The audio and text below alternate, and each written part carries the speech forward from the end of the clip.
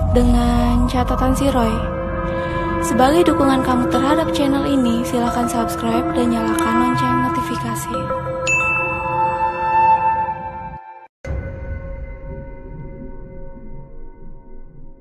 Hai, kayaknya udah lumayan lama banget aku nggak share cerita lagi ya. Sebelumnya aku mau minta maaf. Ya, banyak juga kiriman-kiriman dari beberapa netizen lewat DM, lewat email. Cuman belum sempet aku ceritakan di sini. Terus juga banyak juga pengalaman-pengalaman orang sekeliling aku yang belum juga sempet aku ceritain. Tapi hari ini aku mau ceritain pengalaman aku sendiri yang sebenarnya random sih. Karena ya akhir-akhir ini aku cuman ngalamin hal-hal yang pendek-pendek aja, bukan yang biasanya aku alamin panjang gitu. Jadi langsung aja ya.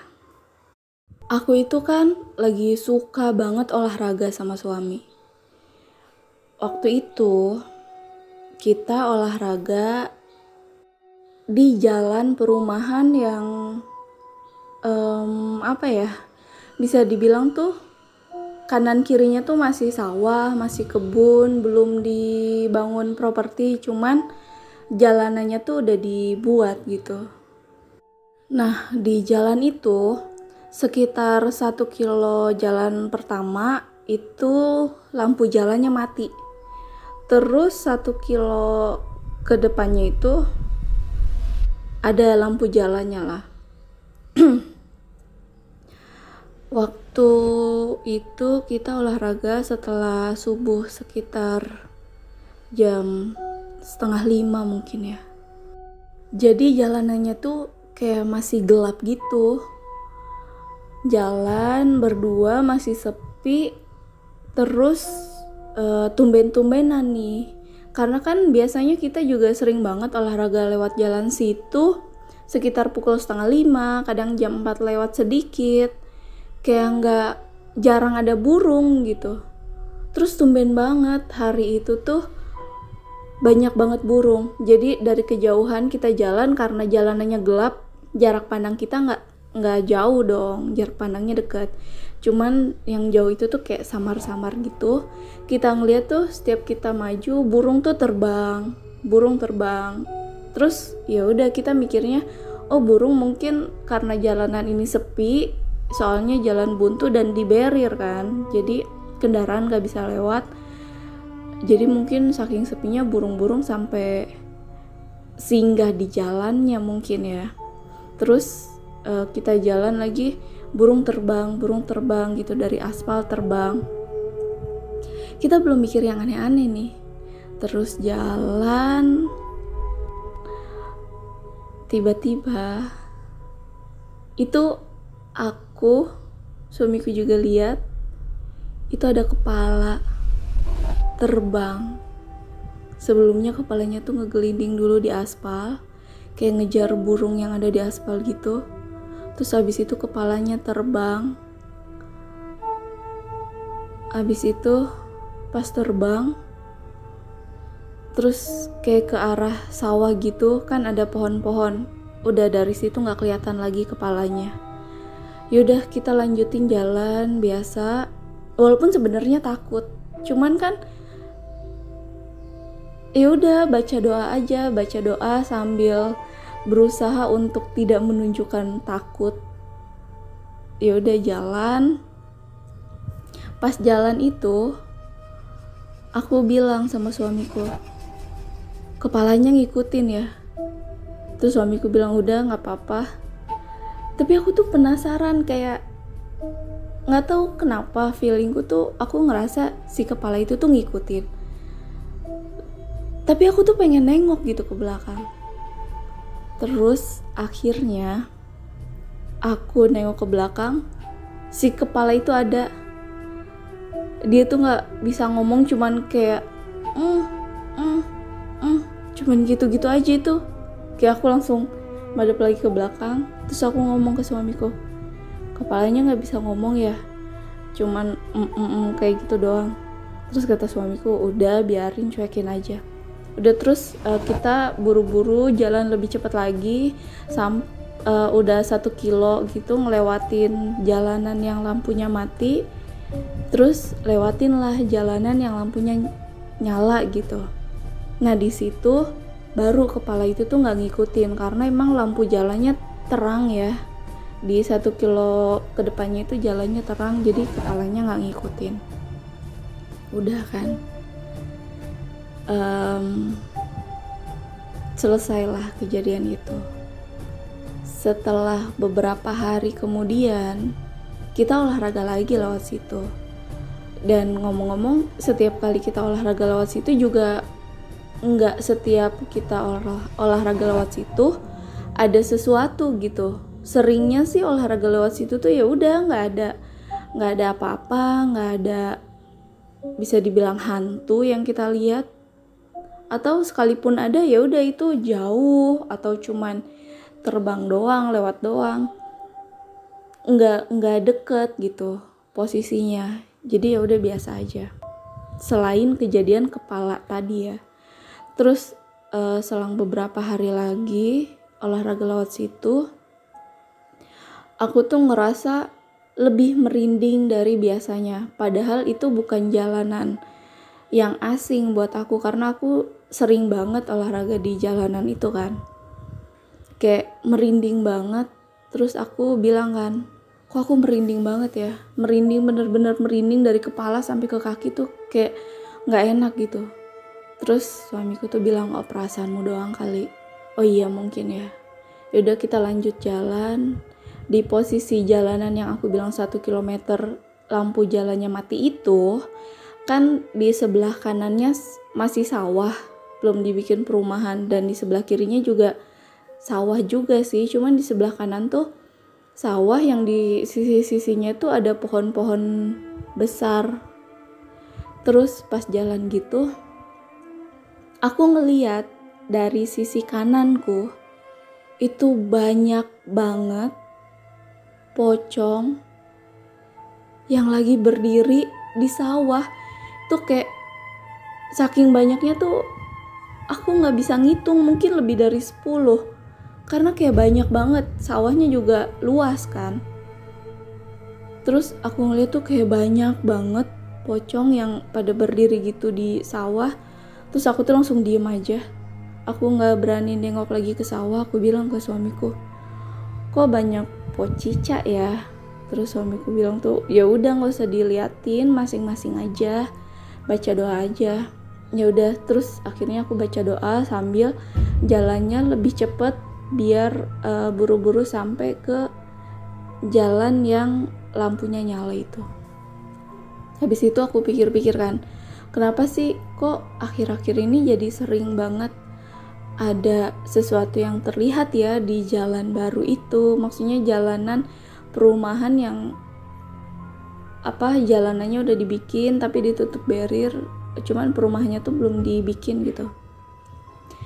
Setelah diinget-inget, kejadian itu selalu terjadi di malam Selasa atau hari Selasa. Itu entahlah kenapa. Bahkan beberapa kali di hari Selasa itu, ini bukan hari Jumat ya, malah hari Selasa. Di hari Selasa itu aku pernah pas olahraga itu ada beberapa miske atau kuntilanak lagi duduk di barriernya, di barrier tengah-tengah jalan, kayak ngehadang kita yang lagi jogging gitu. Ya udah, dia benar-benar nggak pergi, nggak hilang, nggak terbang, dia tetap aja stay di situ. Tapi ya udah, karena posisinya aku juga nggak sendirian, jadi ya udah berusaha untuk berani dan baca doa sih. Terus aku juga ngalamin kejadian waktu olahraga di jalan yang berbeda. karena kan aku sama suami kadang rutenya rute di jalan perumahan, kadang juga di tempat lain yang ya udah biar nggak bosan aja dan biar semangat terus kan olahraganya. Jalanlah di jalanan yang aku nggak bisa sebutin nama jalannya. Di situ tuh biasanya kita olahraga sama setelah sholat subuh. Dan aku ya gimana ya, aku tuh kayak lewat situ tuh beberapa kali emang melihat sesuatu, cuman kayak ya udah aku nggak terlalu ngeliatin banget kan, karena kan aku pas ngelewatnya itu naik motor. Dan kali itu aku olahraga lah lewat situ. Seumur-umur aku lewat situ, paling yang aku lihat hantu anak kecil, pocong yang lagi nyender di tiang listrik, sama kuntilanak yang ada di pinggiran sungai. Tapi baru pagi itu, pas lagi jalan, dari kejauhan aku ngelihat ada perempuan lagi berdiri. Terus aku mikir, oh mungkin warga situ mungkin ya mau jalan pagi atau apalah itu pakai daster kan. Pas sudah mulai mendekat, ternyata itu bukan orang, tapi sundel bolong yang lagi ngebelakangin kita, yang pas banget lukanya itu kelihatan jelas banget. Terus aku bilang lah ke suamiku, kok ada yang kayak gini sih, perasaan aku lewat sini nggak pernah ngeliat deh, baru kali ini doang ngeliat ada sundel bolong. Terus ya udah, suamiku bilang ya udah nggak usah diliatin, baca doa aja. Dan sosoknya tuh tetap ada, nggak pergi. Sampai kita lewatin lumayan jauh, aku nengok lagi ke belakang, dia masih ada di situ.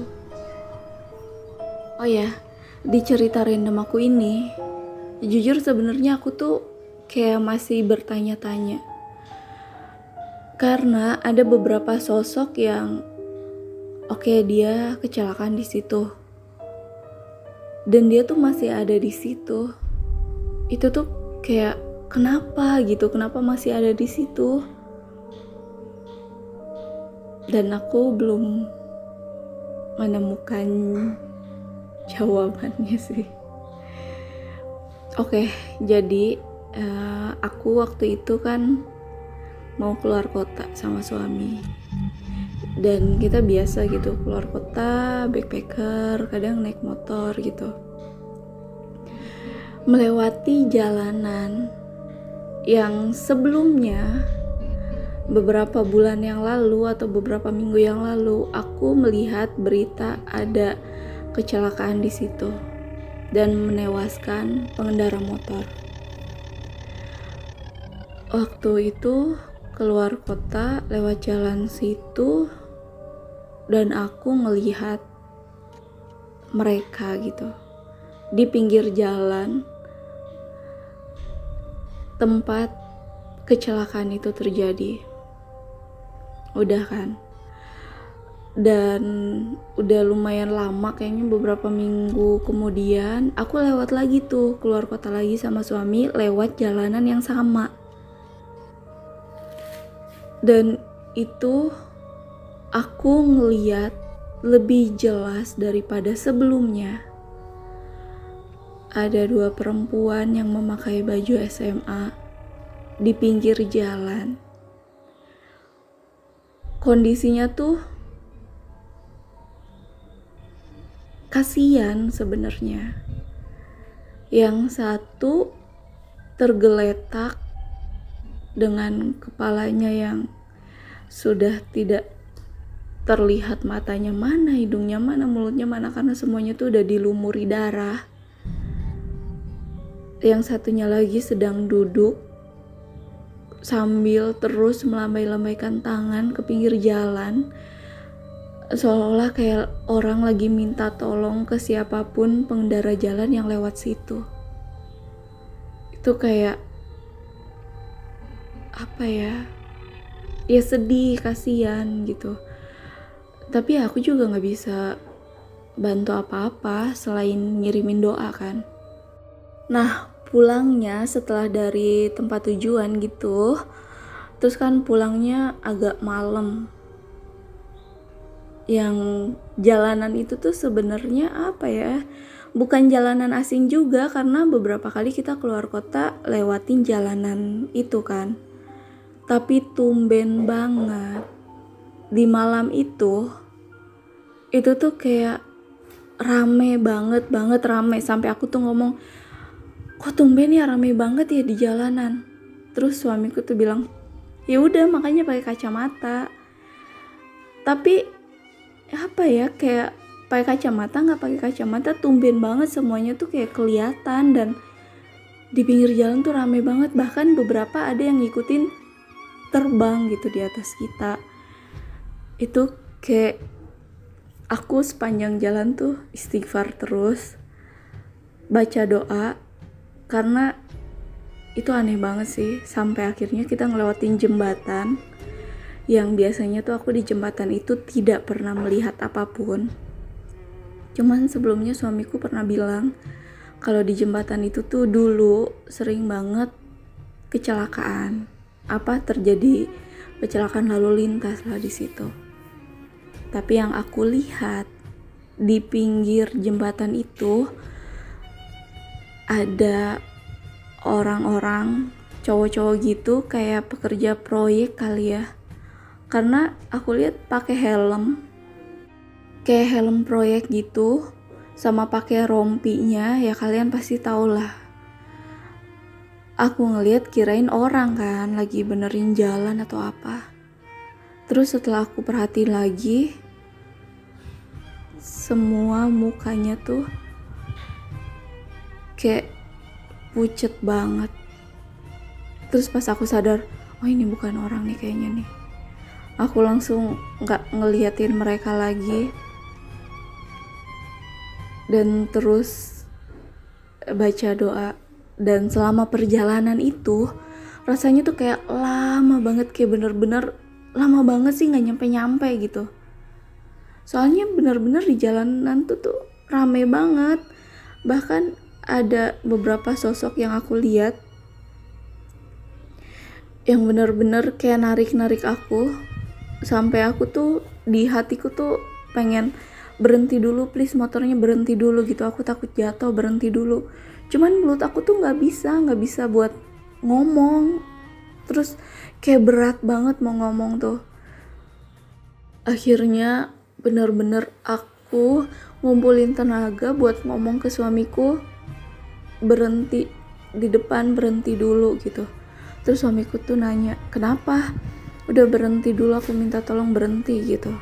Terus berhenti kayak di Indomaret gitu. Pas berhenti, aku duduk di kursi di depannya, suamiku beli minum ke dalam.